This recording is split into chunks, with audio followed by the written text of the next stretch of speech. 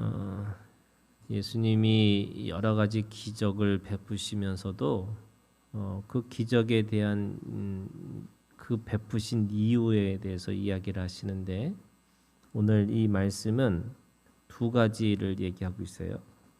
23절에 믿는 자에게는 능히 하지 못할 일이 없느니라 이렇게 얘기하세요. 그래서 믿음은 불가능이 없다 이렇게 얘기하는 거죠. 두 번째는 29절에 기도 외에 다른 것으로는 이런 종류가 나갈 수 없느니라. 그래서 믿음은 불가능이 없고 그리고 그것의 그 불가능의 역사를 일으키는 것은 기도라고 얘기하는 거죠. 그러니까 믿음과 기도의 두 가지의 상관관계를 이 역사를 이 기적을 통해서 말씀하시고자 하는 거고 그럼 우리가 가지고 있는 믿음이 왜 불가능이 없을까? 또 왜 기도라는 것 외에는 이런 일이 일어나지 못할까라고 하는 것에 대해서 이 사건을 통해서 우리에게 말씀하시는 거예요. 사람들은 기적을 보고 놀라워하잖아요. 근데 예수님이 베푸신 기적에는 반드시 거기에는 하나님의 뜻이 있는 거고 그리고 그 안에는 예수님을 드러내는 표적이 있는 거죠. 그래서 기적이 표적이 돼야 되는 거고 그 표적은 우리에게 하나님을 더 알게 되는 영적인 지혜가 되는 것이 되는 거예요. 그러면 믿음이라는 게 속성이 뭐냐? 여러분 믿음이라는 거는 세상에는 사람들이 믿어야 된다고 생각하는 게 여러 가지가 있죠. 그래서 믿음이라는 게 대부분 신념에 근거하고 있어요. 신념이라는 게 뭐냐면 내가 믿어야지 이렇게 생각하는 거잖아요. 그 신념이 지나치면 이데올로기가 되는 거예요. 누군가에게 논리적으로 합리적으로 왜 그것이 옳은지를 설명하고 있는 가장 끝이 뭐냐면 이데올로기예요. 그 이데올로기라는 게 뭐냐면 자기가 가지고 있는 신념을 이 가치관과 세계관으로 바꿔서 사람들에게 그렇게 해야지만 된다 이렇게 얘기를 하는 거예요. 예를 들면 돈이 최고라고 생각하는 가치가 그 사람이 어떤 신념이 어떤 이데올로기가 되면 세상의 모든 관계나 모든 것들은 다 돈으로만 보게 되는 거죠. 그게 돈이 이데올로기가 되는 거예요. 그러니까 사람들은 믿음이라는 게 뭐냐? 자기 신념이고 그 신념 속에서 뭔가를 사람들한테 설명하기 위해서 가치관과 세계관으로 설명하려고 하는 거예요. 그런데 여러분 우리가 가지고 있는 믿음의 첫 번째가 뭐냐면요. 선물로 주신 믿음이라는 거예요. 그러니까 내가 노력해서 내가 가지고 있는 어떤 믿어야지 하고 내가 어떤 확신을 가지고 이런 게 아니고 하나님이 나에게 주신 것이 믿음이라는 거예요. 그래서 믿음은 뭐냐면 선물이에요. 이 선물의 믿음을 내가 가지고 있어야지만 이 내가 하나님으로부터 받은 것이기 때문에 그거는 하나님의 것이지 내 거가 아니에요. 그래서 사람들이 착각하는 거예요. 믿음은 내 거라고 생각해요. 내 하늘로부터 내려오는 게 믿음이라는 거예요. 그러면 그 선물로 주신 그 믿음을 통해서 뭘 하게 되냐면 말씀을 따라가는 믿음이 시작돼요. 근데 그것도 정확하게 표현하면 말씀에 붙들려가는 믿음이 시작하는 거예요. 사람은 말씀을 지키면 지킬수록 안 된다는 거잖아요. 율법이 왜 사람들한테 주는 최고의 이 기능 중에 하나가 뭐냐면 나 안 되는구나 이거 깨닫게 하는 게 율법이라는 거잖아요. 그러니까 안 된다라는 걸 깨달으니까 그러면 내가 말씀을 어떻게 따라갈 수 있을까? 그게 말씀에 붙들려 가는 거예요. 그래서 말씀에 붙들려서 내가 하나하나씩 깨닫게 되는 말씀의 믿음이 시작하는 거죠. 그 말씀의 믿음이 시작되면 세 번째는 그 믿음이라는 게 내가 하나님 앞에 무엇인가 이 약속을 근거해 가지고 하나님이 나한테 주신 사명이 있구나. 그러면 그 사명을 따라가는 믿음이 있는 거죠. 근데 그것도 정확하게 하면 사명에 붙들려 가는 거죠. 내가 붙들려 가는 거예요. 믿음이라는 것이 그런 의미에서 선물로 주신 믿음, 말씀과 사명에 붙들려 사는 믿음이라는 게 있는 거예요. 그럼 믿음이라는 게 결국 어떤 거냐? 믿는 자에게는 능히 하지 못할 일이 없느니라. 왜 그럴까요? 이게 사람들은 내가 믿음 가지고서 다 할 수 있어 이게 생각하는 게 아니고요.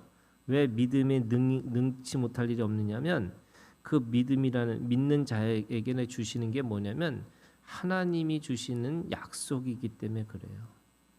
그래서 하나님이 주신 약속, 하나님이 주신 사명, 하나님이 주신 말씀이기 때문에 능치 못할 일이 없는 거예요. 왜? 하나님은 이게 무엇이든지 다 할 수 있기 때문에 그래요. 근데 이런 것도 아셔야 돼요. 하나님이 다 하실 수 있지만 다 하지 않아요. 왜 그럴까? 다 하지 않는 이유는 하나님은 그 믿음의 역사를 우리한테 주시기 위해서 그 자연의 법칙을 깨서 기적을 베푸시고 어떤 때는 그 어떤 법칙을 벗어나게 하시는 것이 하나님의 약속의 사랑의 약속의 그 성취이신데 평상시에는 그 자연의 법칙대로 살도록 하시는 거예요. 그래서 믿음이라는 게 하나님의 역사를 이루시는 거. 어떻게 해요? 가장 중요한 거는 그냥 자연의 법칙을 따라서 살아가는 게 그 안에서 하나님이 주시는 약속을 성취할 수 있는 방법이에요. 그런데 도저히 안 된다 싶으면 하나님이 기적을 베푸시고 어떤 때는 어떤 법칙을 어기시면서 거꾸로 가실 때가 있는 거죠. 자, 그러면 믿음은 능치 못할 일이 없어요. 왜? 하나님의 역사이기 때문에. 하나님의 약속이기 때문에 그래요. 그런데 그 약속을 사람들은 어떻게 그걸 성취한다는 것을 어떻게 볼 수 있을까? 야, 이거 하나님이 하신 거야라고 하는 것을 어떻게 알 수 있을까? 그게 기도예요. 사람들은 그거를 뭐라고 얘기하면 우연이 됐다 이렇게 얘기를 해요. 또 어떤 사람들은 속으로 뭐라 그러냐면 야, 내가 정말 내가 능력이 있구나 이렇게 생각을 해요. 그런데 여러분 기도 외에는 다른 것으로는 이런 종류가 나갈 수 없다라는 말이 뭐냐면 하나님의 기적을 하나님이 하셨다라고 깨닫는 게 기도예요. 그래서 기도는 어떤 거냐면 여러분 기도도 똑같아요. 믿음하고 똑같은 건데 믿음과 기도를 얘기하는데 오늘 기도도 하나님이 하시는 거예요. 이게 사람들은 또 자기가 기도를 해서 뭔가 그걸 다 이뤘다라고 생각하는 게 아닌 거예요. 하나님이 하셨다는 걸 깨닫게 하시는 게 기도라면 기도가 뭐냐?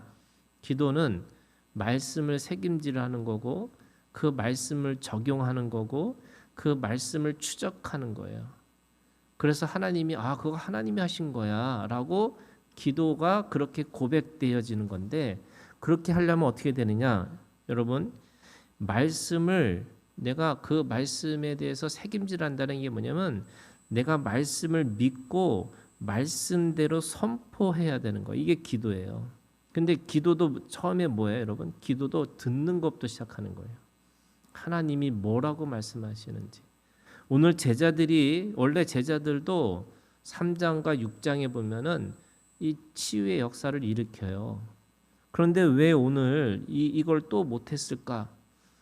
제가 볼 때는 제자들이 실패한 것 중에 하나가 정확하게 얘기하면 듣는 기도를 하지 않았기 때문에 그런 거예요. 사람들은 듣는 기도부터 시작하지 않아요. 왜?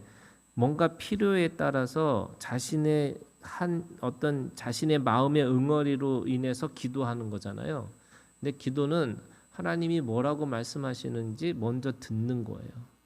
그리고 그 들은 것에 대해서 어떻게 해요? 입을 벌려서 선포하는 거죠. 예수님이 그렇게 하셨어요. 오늘 보니까 이렇게 얘기해요. 24절 그 아이의 아버지가 소리를 질러 이르되 내가 믿나이다. 나의 믿음 없는 것을 도와주소서. 그랬더니 25절 예수께서 무리가 달려와 모이는 것을 보시고 그 더러운 귀신을 꾸짖어 이르시되, 이 꾸짖어 이르시다는 게 뭐냐면 말씀에 선포하는 거예요. 이게 기도예요. 그러니까 기도는 말씀의 책임질을 통해서 그 하나님이 말씀하신 것들을 통해서 내가 그 말씀대로 그렇게 선포하는 거죠. 뭐라 그러냐면 말 못하고 못 듣는 귀신아, 이게 뭐냐면 귀신의 이름이에요. 그 귀신의 이름을 정확하게 불러요. 내가 네게 명하노니, 하나님의 말씀에 붙들려서 선포하는 거예요. 그 아이에게서 나오고 다시 들어가지 말라라고 그 입을 벌려서 지금 선포하고 있는 거죠. 그러니까 기도는 뭐냐? 말씀을 듣고 말씀을 책임질하면서 말씀의 적용이 뭐냐면 그 말씀을 들은 것을 향해서 그대로 선포해 주는 거예요. 그래서 말씀대로 될지어다. 그러면 어떤 일이 벌어져요? 내가 원하는 뜻대로 되는 게 아니라 말씀의 역사가 일어나는 거예요. 그래서 그 말씀의 역사가 일어나도록 내가 입을 벌려서 선포하니까 그 말씀이 추적하는 삶이라는 게 뭐냐면 그 말씀이 누구한테 온 거예요? 하나님으로부터 온 거예요. 그러니까 기도가 이루어지면 이루어질수록 누가 영광을 받는 거냐면 내가 영광을 받는 게 아니라 하나님이 영광을 받으시는 거예요. 기도의 역사는 하나님의 역사니까. 그런데 세상의 기도는 자기 열심과 자기의 노력과 자기의 그걸 통해서 자기가 했다고 생각하니까 기도를 하면 할수록 뭐 하느냐면 지금 이 제자들처럼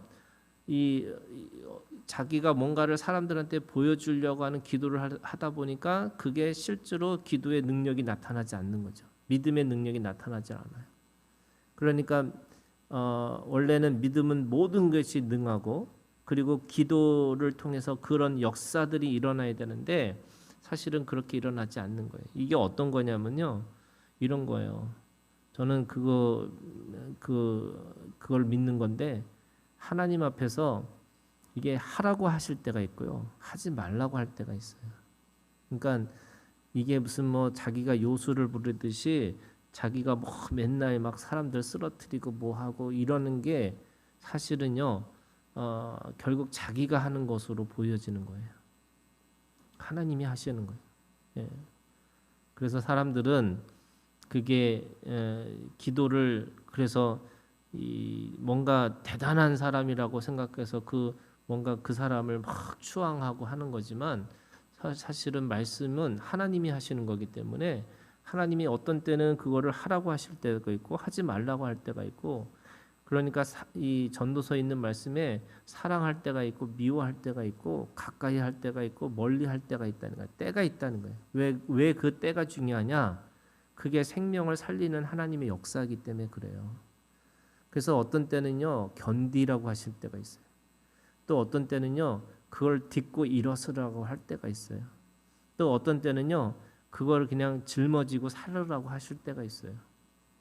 그러니까 왜 그러냐? 이게 말씀에 듣지를 않는 거예요. 그러니까 기도라는 게 우리가 호흡이라고 그러잖아요. 기도라는 게 하나님과 교제라고 그러잖아요.